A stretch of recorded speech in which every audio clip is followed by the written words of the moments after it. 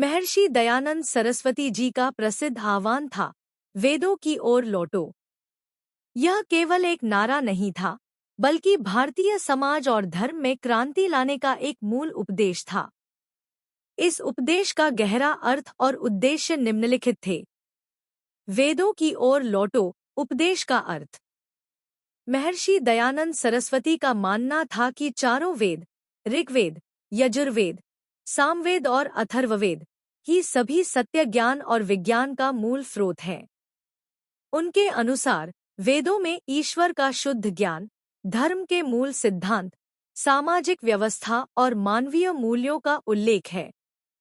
उनका यह आह्वान लोगों को धार्मिक आडंबरों, अंधविश्वासों और समाज में फैली कुरीतियों को त्याग कर मूल और शुद्ध वैदिक शिक्षाओं को अपनाने के लिए प्रेरित करता था। इस उपदेश के मुख्य उद्देश्य।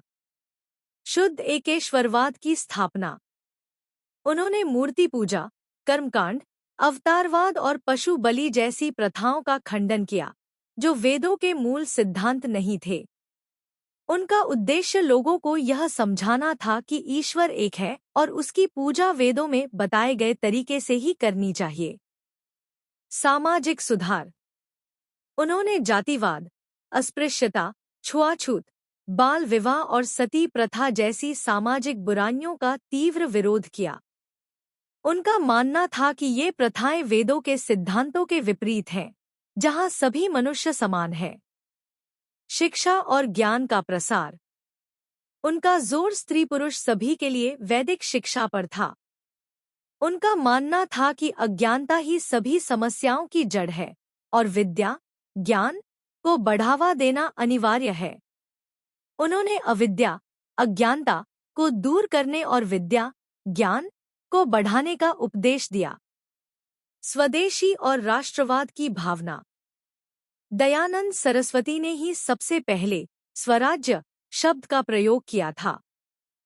वेदों की ओर लौटो का अर्थ यह भी था कि भारतीयों को अपनी प्राचीन गौरवशाली संस्कृति और आत्मनिर्भरता की ओर लौटना चाहिए, जिससे वे बाहरी प्रभावों और गुलामी से मुक्त हो सकें। संक्षेप में, यह उपदेश अंधविश्वास को त्याग कर तर्क और ज्ञान को अपनाने, सामाजिक समानता लाने और राष्ट्रीय चेतना जगाने के लिए एक शक्तिशाली प्रेरणा था।